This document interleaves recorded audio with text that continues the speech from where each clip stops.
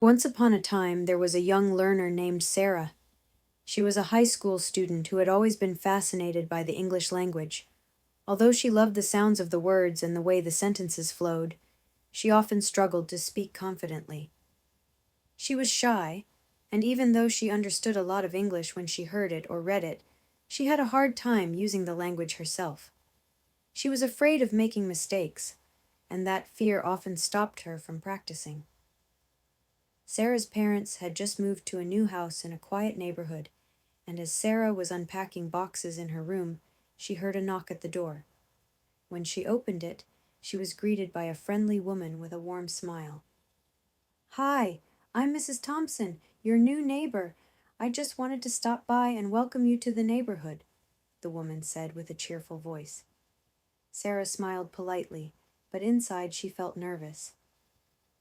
Mrs. Thompson was from the United States, and she only spoke English. Sarah wasn't sure how to talk to her, but Mrs. Thompson seemed kind and not at all scary. She tried to hide her fear and said, "Hello, I'm Sarah." Mrs. Thompson noticed Sarah's nervousness and smiled gently. "Don't worry, Sarah.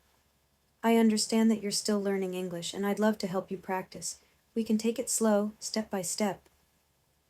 Sarah hesitated for a moment, unsure of what to do. Her heart raced as she wondered whether she could really speak English with Mrs. Thompson. She didn't want to make any mistakes. But there was something about Mrs. Thompson's friendly face that made Sarah feel safe. Sarah decided to give it a try. "Well, I don't speak English very well," Sarah said in a quiet voice. "That's okay. We all start somewhere," Mrs. Thompson reassured her. "Let's talk about simple things today. No pressure." Sarah was surprised by how patient Mrs. Thompson was.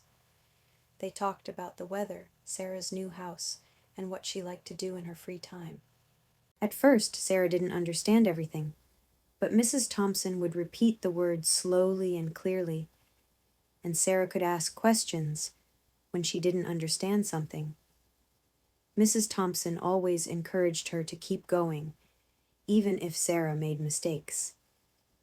One afternoon, Sarah was in the backyard of her house, watering the plants, when Mrs. Thompson came over to check on her. "How are you today, Sarah?" she asked in a friendly tone. "I'm good, just a little nervous," Sarah replied, looking down at the plants. "Don't worry, Sarah," Mrs. Thompson said with a reassuring smile. "I know learning English can be difficult at first, but with practice you'll get better and better. It's all about trying and not being afraid of making mistakes." Sarah nodded, feeling a bit more confident. Over the next few weeks, she spent more time with Mrs. Thompson. They met almost every day, and Mrs. Thompson continued to help Sarah with her English. Sometimes they would sit on the porch and talk about life, or sometimes they would walk around the neighborhood and practice speaking English about what they saw. As time passed, Sarah started feeling more comfortable speaking. She began using English words when talking to her family, even if she made mistakes. At first, it was just a few words here and there, but soon she started forming full sentences and expressing herself more clearly. She noticed that speaking English wasn't as scary as she once thought. One day, as they were walking to the local market, Mrs. Thompson turned to Sarah and said, "Sarah, how about we go to an English-speaking event this weekend? It's a small get-together of people who are learning English, and I think it would be a great chance for you to practice." At first, Sarah felt nervous.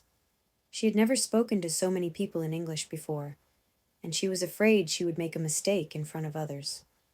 But Mrs. Thompson reassured her. "Remember, Sarah, it's not about being perfect. It's about communicating and making connections with others. You've come so far already, and I believe you can do this." The thought of speaking English in front of others was still intimidating, but Sarah remembered everything Mrs. Thompson had taught her.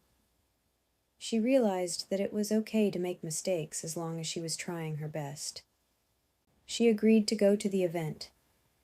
At the event, Sarah was surprised to see so many people just like her. people who were learning English, practicing and sharing their experiences. Some were more fluent, and some were beginners like Sarah. It didn't matter. Everyone was supportive, and they all practiced together. Sarah even had the chance to talk to a few people in English. She made some mistakes, but no one cared. They were all there to learn and support each other. By the end of the day, Sarah felt proud of herself. She had spoken in English to people she didn't know, and she had done much better than she expected. As she walked home with Mrs. Thompson, Sarah smiled and said, "Thank you so much for encouraging me.